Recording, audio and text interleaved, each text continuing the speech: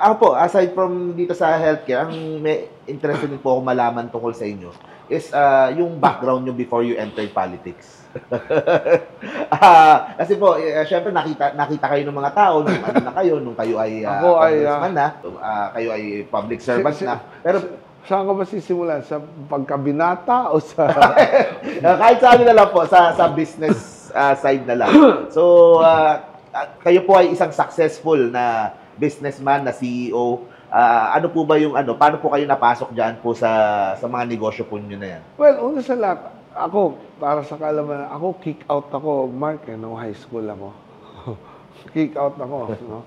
Kaya lang, nung na-kick out ako, nung panahon namin, meron po nung tinatawag na PEPT, yung DEX, no? Yung Philippine Educational Placement Test. No? Para sa out-of-school use. No? Pag pumasa ka ron, pwede ka ma-accelerate, no, kung anong grade. So, yun ang tinik ko, kaya ako pumasok sa college, no. Loko ko, no. So, bakit ako na-kick out nung high school? Bakit ako na-kick out nung college? Muntik na naman ako na-kick out. No? Okay. Dahil nung habang nag-aaral po ako, taga-probinsya kasi ako, eh, no. Ano probinsya po kayo ulit? Sorsogon. Sorsogon, okay. Bicolano. Siyempre, ang tatay ko may negosyo, maliit na tindahan, general merchandise. Ito yung, pag pumasok ka, kung may hanapin ka, erinola, kasirola, kaldero, meron. Kapag wala, gagawin tatay ko, pupunta sa Divisoria, hahanapin. Pagbalik mo, meron na. sasabi sa'yo, Mark, yung hinahanap mo, meron na ako. Yung ganon. Dumating nga yung panahon na, kung alam mo yung Heno de Pravia na sabon, yung kwarto ko, punong-puno nun. Kaya pag lumalabas ako ng kwarto, parang akong bagong paligo lagi. Kasi yun ang stock, yung kwarto namin, bedroom, stock room na rin. So, bata pala, exposed na kayo sa negosyo. So gano'n, no? So, nung college ako, sabi ko, muntik na naman ako makick out. Dahil, sabi ko nga, may maliit na tindahan tatay ko, nasa Manila ako nag-aaral, kulang lagi yung allowance ko. Kasi, siyempre, magastos tayo nung college, eh. Tapos, nandun ako sa UST, commerce kasi ako, eh. Alam mo, sa commerce, sa ilalim, AB ang nandun, eh. AB student, eh. So, napakagaganda ng mga AB doon, eh. Alam mo naman yun. So, magastos, no? Alam mo na kung ano ibig sabihin. So, ano pala to si Sen? Kasi sa commerce, sa college, doon commerce, sa taas kami. Saan po kayo nag-aaral na sa UST? UST, po. Sa commerce building, sa 3rd floor and 4th floor, doon ang commerce. 2nd floor and ground floor, same building, yun ang mga AB. Yun yung mga journalists, yung mga masscom, lahat nandun. Buong UST, kilala yun na ang mga pinakamagaganda nandun sa AB. Edi siyempre magastos. Magastos. Hindi mo maiwasan, dadaan ka doon sa baba. Pag akyat mo, pag baba mo, doon ka dadaan. Edi kulang ang alawan. So, napilitan ako magtrabaho, nagninegosyo, trabaho, buy and sell ng kotse and everything. So, college pa lang, nagtatrabaho. Dami kong pinasukang negosyo, buy and sell, trabaho, and everything. So, doon nagsimula. So, nung after graduation, sabi ng tatay ko, balik ka dito sa Sorsogon kasi itong tindahan natin, ikaw humawak. Sabi ko, ayoko bumalik dyan. Sabi ko, pa. Pero sabi ko, sige, subukan ko. So, sinubukan ko. Umuwi ako 1 year. Pero ayoko talaga kasi yung ganong buhay, eh. Kasi yung negosyo ng tatay ko, maliit na tindahan. So, pag umaga, pagbukas siya ng tindahan, nandun na siya, nakaupo sa kaha. Siya yung kahero, siya yung bantay sa lahat. Pag gabi, kunin niya yung pera, kukwentay niya, sesara. Next day, ganun ulit. So, araw-araw, parang kang nandun sa 4 na sulok lang, no? So, sabi ko sa tatay ko, ayoko ng ganun, no? Kaya ako nagtayo ng sariling negosyo, no? Noong 1994, nagtayo ako ng sarili. Lumabas ako, pero umutang ako sa tatay ko. Yun ang naging puhunan ko. Ano po yung una nyong naging, saan nyo po nilagay yung pera na developer talaga ako. Yung unang nakuha kong utang, during that time, 1995, 8 million. So meron po doon sa Sorsogon, sa likod ng simbahan, kasi dati ang simbahan nakaharap sa dagat eh. Yung sa likod, yun yung main street, no? Yung Rizal Street. Merong maliit na lote ang simbahan doon na naging tambakan ng basura. So, inupahan ko yun sa obispo. Yun yung unang, nung panahon na yun, di pa uso yung BPP eh. BOT. Yung Build, Operate, Transfer. Inupahan ko yun sa obispo. 50,000 lang. Buong lote. Tinayuan ko yun ng commercial building, paupahan. Doon ako nagsimula, 1995. Yun ang una kong project. Yun ang naging project ko. Ngayon, siyempre, kulang yung 8 million. Anong ginawa ko doon? So, yung pwesto, pwede kong banggitin eh, kasi totoo naman, yung South Star Drug, malaking mga drugstore sa... Ano po yung tenant? Yung naging tenant mga tenant ko, tsaka yung Prime Bank natin, may tawag na isang Prime Bank. Yung dalawang yan, tsaka yung Louvillier, ang ginawa ko doon sa pwesto nila, pina-prepaid ko.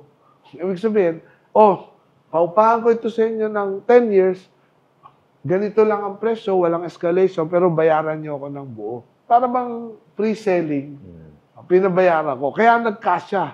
So, tatlo yun. Yung Louvillier, yung South Star Drug, tsaka yung Prime Bank. So, yung nakuha kong advance payment sa kanila, dinagdag ko sa 8 million, kaya nabuo ko yung building. Tapos, yung ibang pwesto, yun yung monthly na nakukuha kong rent. Ilang slots ba yung... Marami yun. 13 spaces lahat yun. Ilang taon kayo nung panahon na to? 25. Wow! 25. Paano kayo natuto about sa real estate, about sa mga upa na gano'n? Kasi sabi ko, dito sa Manila, siyempre magastos, binata. Kailangan maghanap. So, pinasok ko lahat. Pag-aahente ng kotse, pag-aahente ng Komatsu heavy equipment, pati pag-aahente ng condominium, pinasok ko lahat yan. So, doon yung natutunan din tungkol doon sa... Doon ko natutunan yan. Pala motivation ni... nung panahon na yan ni Sen. Ang motivation, hindi yung hindi yung pera. Ang motivation, yung mga magaganda doon sa ibaba. Yun pala naging inspirasyon. Kailangan mong kumita. Parang pandate. Pwede wala kayong pandate o walang ano.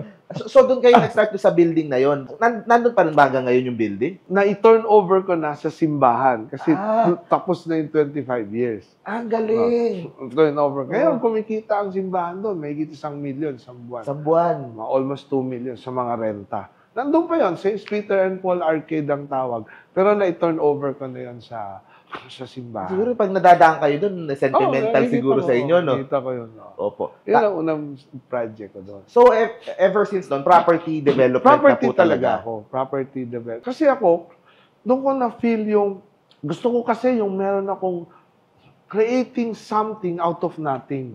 No? Yung lote na yon, tambakan ng basura. Almost 700 square meter, walang pakinabang, may bakod sa likod ng simbahan. Yung likod, yung parang typical na may mga halaman, na tanim-tanim, tapos tambakan. Pero prime lot. Prime lot.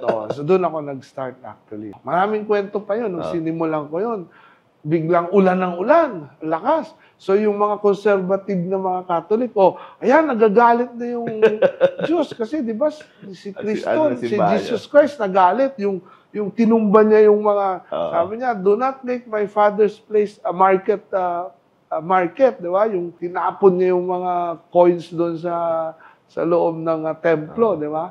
So yun, na-radyo ko doon. Bata pa ako noon, di ba? Radyo na ako. Sino ba to na bakit gano'n? Kaya ulan ng ulan. So yun po yung pinakaunang venture nyo talaga. So after nun, nagsunod-sunod na. After nun, nag-BOT naman ako sa local government na, city government. Tapat ng palengke, ganun din. Mayroong bakanting lote, maraming vendors, inupahan ko yun.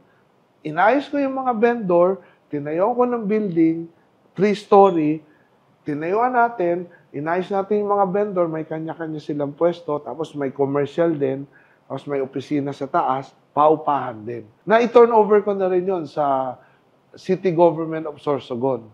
Dahil natapos na rin. Natapos na din yung... Galing, doon nagsimula pala yung... Tapos ngayon po, matanong ko lang po, ilang malls na po ba ang...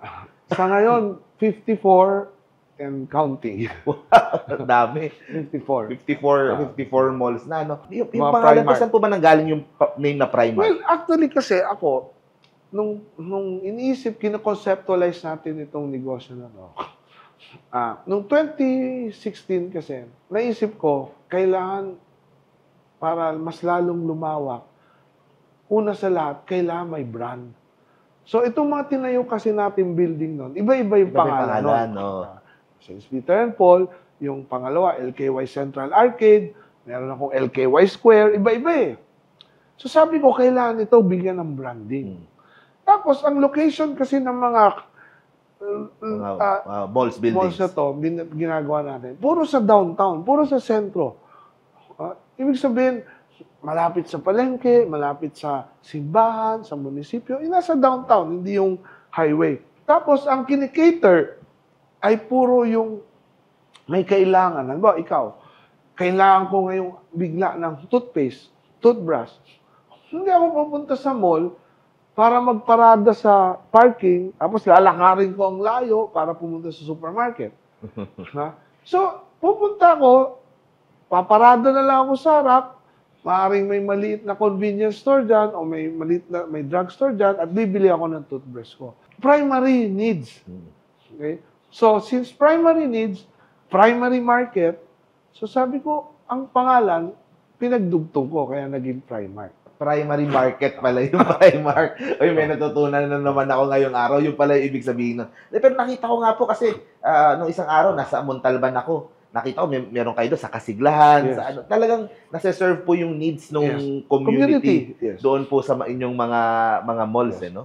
Yes. At ano po ang plano nyo sa Primark? I-expand pa sa... Well, noong 2016 kasi, na-approve kasi tayo for IPO. Okay. Pero dinelay natin yon. So, well, we're looking at, pag gumanda yung ekonomiya, ibabalik po natin siya for IPO ulit. Okay. Para mas mag-expand, mas marami pong More on for, hindi na kasi siya expansion, more on for, ako ang tawag ko, state planning na eh. Okay. Estate planning. Parang Parang ano na. Oh. Parang, ako kasi mga anak ko, ayoko silang pilitin kung anong gusto nila. No? Ilan na po ba anak nyo ngayon? 4. 4, okay. So, ayoko silang pilitin na, kailan ikaw mag-manage nito, kailan ikaw ganun. So, ang isip ko, kailan i-professionalize ko and then i-state planning. Ibig sabihin, pag ito ay na-listed, may mga professional managers, no, kung ayaw ng mga anak ko, at least tatakbo ito kahit wala na ako. May shares na lang sila. Dumating yung naiiwasan din po yung mga away-away kasi corporate lahat eh. Isa pa yun. Opo, no? Magkakapatid, magkakasundo ngayon, pero pagdating ng araw, may mga kanya-kanya asawa, nagkakaroon ng away. Nagkakaroon po ng away. Pero pag nasa board sila, kumbaga formal yung transaction na lahat. Walang professional. Professional yung pong nangyari po. So, estate planning po ang ginagawa nyo para doon sa kumpanya. Meron din po ba kayong like mga pabahay or mga housing or more sa commercial? Well, ang meron tayo actually, ang 3 main line of business natin, hotels, ito yung mga The Oriental Group, no? Okay. Meron tayo sa Legazpi, sa Bataan, sa Alaminos, Pangasinan, ito yung bago natin, Bacolod, Tagaytay, ito yung mga group, no? And then, yung mga malls nga, ito yung mga iba-iba all over the Philippines. Dalawa yung brand natin dyan, yung Primark, tsaka yung Town Center. Kasi meron tayong Town Center Solana, Town Center Catanawa, no? So, ito yan. And then, yung isang negosyo natin, ito yung mga food, no? Okay. Mga McDonald's tayo, yung mga franchise ng McDonald's. No? Sa ngayon, meron tayong 19 McDonald's. No? So, iba-ibang lugar. Minsan, nandun din sa mall mismo, kayo na din yung minsan franchise. Minsan nasa mall, minsan sa labas. Sa labas. So, iba-iba. No? Iba-iba. So, diversified na din pala so, itong tatlo ang main, no? Kasi nung pumasok ako sa politika, accidental din ang pagpasok ko. No? Nung pumasok ko sa politika, nag-usap kami ng family. Yung mga anak ko, sabi nila, Dad, gusto namin concentrate na tayo wag na yung, kasi ako, agresibo ako. Ang dami niyong gustong buksan, ang dami niyong gustong Kahit ano gusto ko buksan. Sabi mga anak, yung mga kabataan ngayon, yung usong-uso yung work-life balance. Ako, wala ako nun eh. Wala. Talagang at an early age, puro trabaho na. Walang ganun. Hindi ako nasanay sa ganun. Hanggang ngayon, work-life balance, which is okay rin. Kasi, kung di mo tatanong, bago ako pumasok sa politika, yun ang sabi sa akin ng mga anak ko, Dad, pabilin lang namin sa'yo. Pumasok ka sa politika, number 1, wag maging corrupt, ha? Sabi ko, yes, hindi naman natin kailangan yun. Number 2, sabi nila, kung kailangan ka may gastusin mo lang. Kasi, hindi naman natin madadala to lahat. Pagdating ng araw, isang banga at isang maliit na butas ang kailangan lang natin. Ayun. So kami, in the family, very sa amin yung sinabi sa atin, ng Panginoon, to whom much is given, much is required. To whom much blessing is given, much is required. Kaya, more on Giving back na. giving back, and siguro, Legacy siguro din. para sa akin, more than legacy, para sa akin, nagsisimula na akong magdeposito doon sa kabila. Doon sa kabila. Baka hindi ako tanggapin pagdating ng araw. Kung hindi ako magsimulang magdeposito doon. Baka sa ibaba ako mapunta. Ganon. Kaya ang ganda po. Actually, doon sa business nyo pa lang, marami nang natutulungan kasi mga nabibigyan ng trabaho. Sa construction pa lang doon pa lang, sa pagbuo pa lang ng building, ang dami nang nabibigyan ng trabaho. Kapag nandyan na yung mga tenant, yung mga empleyado, yung mga, nakita ko, yung mga tiyangge, yung mga, di ba, ang daming nabibigyan ng tsansa para magnegosyo. Ano po ang mai-advise nyo sa mga entrepreneurs? Na yung mga gustong maging entrepreneur at gustong pumasok sa negosyo. Lalo na nagsimula kayo 25 years old. Well, You're ako, never too young. Binabalik ko lagi dun sa simula na. Yung father ko, 2 lang yung sinabi sa akin. You'll never go wrong pag hindi mo ito kinalimutan. Ano yung isa? Live and let live. Yung tatay ko, lagi niya sinasabi, kung gusto mong mabuhay, kailangan matuto ka na bigyan ng kabuhayan o mabuhay din yung iba. In fact, may kwento ko dyan na napakaganda. Nung namatay yung father ko, may isang nagsalita. Yung nagsalita na yun, kasi yung father ko, di ba, general merchandise. So, may mga ahente. No? Hindi ko babanggitin yung brand ng jeans niya ngayon. Kasi sikat, malaking jeans na yun. Yung nagsisimula siya, ahente siya sa Sorsogon. Pumupunta siya. Binibentahan niya yung tatay ko. One time, pumunta siya sa father ko. Sabi niya, Mr. Lee, naipit ako Naipit yung cheque ko. May stocks ako. Hindi ko maalala kung 30,000 or 40,000 pairs, no? Sabi niya, meron akong malaking order na hindi bigla kinuha. So, kailangan kong i-dispose. So, bebenta ko na lang ng palugi.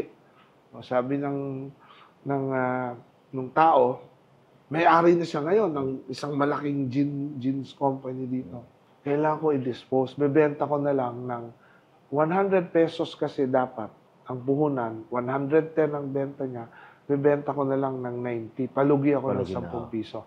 Pero minimum of 10,000 pairs. Parang gano'n. So, 90 pesos. Sabi nung, issuehan mo lang ako ng 60 days cheque. So, ginawa ng tatay ko, umorder. 10,000. 10,000. So 10,000. So, yung 10,000 times 90 pesos, that's 900,000. Di ba? During that time, malaking pera yun. So, dineliver na niya. Siguro after 30 days, bumalik siya para mag-collection. So, ginawa ng tatay ko, inisyuhan siya. 1.1 million pa rin. So, nagulat siya. Sabi niya, Mr. Lee, mali yata ang mo kasi ang usapan natin 90 pesos na lang. Tapos inisyuhan niya ng dated check, cash. Sabi niya, tsaka 60 days ang usapan natin from the time na mag-collection ako, 60 days mo ako isyuhan ng cheque. Sabi ng tatay ko, kailangan mo to ngayon. Alam ko kailangan mo to ngayon. Itong 110 na bili ko sa'yo, mabibenta ko naman siya uli nang may kita ako. Hindi naman ako nalugi. Nabawasan lang yung kikitain ko. Pero mas kailangan mo to sa akin. Ginakwento niya. Kaya, Nung lumaki na siya, buong Pilipinas, hindi na siya nag-aahente. Every 2 months, siya pa rin ang pumupunta sa tatay ko nag-aahente. Para lang makipagkwentuhan. Hindi na makalimutan. Bilyonaryo na yun ngayon. Nakikita ko sa Guadalupe yung mga billboard na malalaki. Kinukwento niya dun sa wake ng father ko. Doon lang nalaman. Yun palang ibig sabihin ng father ko ng live and let live. Kailangan matuto kang mabuhay. No? Live for others as well. Yun. Tapos yung isa pa, yung sinabi ng tatay ko, Wilbert Tilly, ang initial mo, WTL. Kasi hindi naman naisip ng father ko, papasok ko sa politika eh. So sabi niya, kailangan ang tutok mo, wealth that lasts. WTL. Sabi ko, ano ibig sabihin ng wealth that lasts? Sabi ko, yan sabi niya, yung yaman na pinaghirapan mo. Hindi mo ikahihiya, kahit sinong magtanong, straight in the eye, masasabi mo na hindi ko to ninakawan, pagtulog mo sa gabi, mahimbing ang tulog mo, na kung may mangyari sa'yo, mahaharap mo yung Panginoon na pera ko to. Wala akong ninakaw, wala akong kinuha. No? Hindi ikahihiya ng anak, hindi ikahihiya ng apo. So, yun yung turo ng tatay ko. At yun ang talagang the words you live by ngayon. Yan talaga yung... Hindi nyo ini-impart nyo sa mga anak nyo naman. Hindi. Para sa kanila when it's... Talagang sinasabi namin. Kaya lang, minsan, ginamit ko ito sa isang youth forum, sinabi ko sa kanila.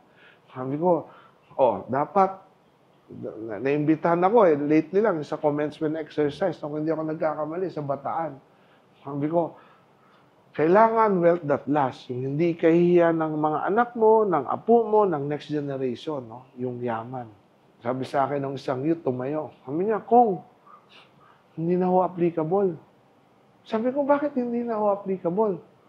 No? Kasi ho ngayon, hindi na ho kinahihiya ng anak at ng apo. Sabi ko, bakit? Kasi tinuruan na ho ng tatay pati yung anak at yung apo kung paano magnakaw. Yan ang problema. Naging family corporation. Yung pagnanakaw. Kaya ako, yun yung mga... Pero ako namimiss ko yung tatay ko actually. Very close ako. Hindi ko lang ma-imagine ngayon na kung nandito yung tatay ko. Ano po kaya isipin niya na makikita na nasa politika kayo? Ano kaya masasabi niya? Looking down from heaven, ano kayang... Pero very, very, father ko, very supportive. Very close ako sa father ko talaga. Lahat ng milestone ko sa buhay, siya talaga yung kasama ko doon. Galing, no? Ito po, lastly po, yung dad ko is businessman din. So, cosmetics naman yung aming negosyo. Malapit lang kami dito. Ang nakita ko kung paano iba yung mag-isip kapag CEO, kapag businessman, kapag entrepreneur. At nakikita ko yun yung na-apply nyo dito sa pag-solve sa mga problema sa bansa. Ano po ba for my last question, ano po ba ang nagagamit nyo sa mundo ng business na nai-apply nyo dito po sa pagiging public servant? Well, sa totoo lang actually, Mark, maganda yung tanong mo. Kasi ito yung actually yung siguro yung, hindi ko masasabing strength or siguro ito yung kaibahan. No? Kasi nakikita ko, ang daming mga problema sa bansa, sa gobyerno, na practical lang yung solusyon. No? Pero hindi ko maintindihan kung bakit tumatagal, umiikot. Practical. Halimbawa, ito na lang PhilHealth na pinag-uusapan natin. Ang malaking problema kung walang pera. Ang problema ng ahensya, normally, walang pera. Walang pondo. Dito may pondo. May pondo, Bakit ngayon, hindi kayang ibigay kaagad? Bakit pinag-aantay ang mga kababayan natin, yung mga may sakit, pwede bang mag-antay yung sakit? Hindi pwede. Bakit hindi gawa ng paraan? Nadi-delay daw dahil sa actuary study, yung nag-i-study kung magkano talaga ang halaga at kung magkano, kung hanggang kailan yung pondo, pag ito binigay, doon daw natatagalan. bakit hindi dagdagan ng team na gumagawa niyan? No? Kung isang team lang daw yan ngayon, bakit hindi natin gawing 10? Di ba? Or i-outsource natin para pag-aralan. Meron tayong UP. Meron tayong mga magagaling na eskwelahan. I-outsource natin. Research center. Sa eskwelahan natin, sa UST, meron pong UST Research Center, no? Kinausap ko nga lately si Professor Burns. Siya yung head doon. Dahil sabi ko nga, pwede mo ba ako matulungan na mag-research ng ganito? Mag-aral? Kasi yun yung sinasabi ko, bakit hindi? Sa negosyo, di ba? Kung sa negosyo, meron tayong minamadali. Pwede tayong, mag-overtime, 24/7, 24 hours. Shifting, 3 shift. Para get the job done. Para magawa. Sa gobyerno. Hindi, no? Sa kongreso nga, kung minamadali yung budget, kayang mag-overtime hanggang madaling araw. Sunod-sunod. Bakit hindi gawin? Implementation, di ba? Ang daming ganun. May term ako parati narinig sa tatay ko, gawan mo ng paraan. Hindi pwedeng tanggapin yung ito lang o ano lang. Sabi ko, gawin na natin ngayon. Gawin na natin ngayon. Bakit kailangan mong patagalin? Yun po ang isang nakakainis. May COA daw. Ang COA, hindi pwedeng yung para sa bayan, para sa taong bayan, hindi pwedeng maapektuhan ng dahil sa COA. Kailan? Gawa ng paraan yan. Of course, hindi natin pwedeng kalimutan yung COA, pero hindi yan ang pwedeng maging hadlang. Para maibaba. Nag-check lang dapat siya kung may corruption o kung may ano Exactly. Pero hindi siya yung pwedeng titigil tayo sa proyekto dahil lang yung lalo COA. na ngayon, post-audit sila. So, hindi pwedeng ganun. Kailangan ibaba ang serbisyo sa taong bayan ng madalian. Kasi obligasyon yan, lalo na kalusugan. Primerong obligasyon yan, responsibilidad ng kahit na anong gobyerno sunod sa pagkain. No? May nagsabi sa akin nga, di ba haling konti yung pagkain, o walang makain kasi nahahanap mo. Nahanap naman. Pag nagkasakit, paano mo patay na. gagawin? Lagot na. Wala na. Yung po, wag lang magkakasakit. With that po, thank you very much po. Yun sasabi ko, kailangan po natin ng mga CEO, mga businessman sa Senado, sa gobyerno. Kasi po, iba yung way of thinking kapag merong problema, kapag merong kailangang isolve. At yan po, nakita ko po dito kay Senador Wilbert Lee. Thank you very much po, Manoy. Salamat. Maraming salamat po. And see you po sa campaign trail. Of course, madalas din kayo kay Yorme. And sana magkasabay tayo in the future pag sa mga probinsya at sa mga pag-ikot. Thank you very much po. Maraming salamat. Basta itong mga sinimulan natin sa Kongreso, sisiguraduhin natin sa Senado. Ito yung ipagpapatuloy natin. Pero samahan po ninyo ako, yan ang hiling ko sa inyo. Dahil itong laban na to, hindi ko po ito kaya ng solo. Kailangan po sama-sama tayo dito. Dahil apektado para sa lahat po ito. Thank you. Maraming salamat.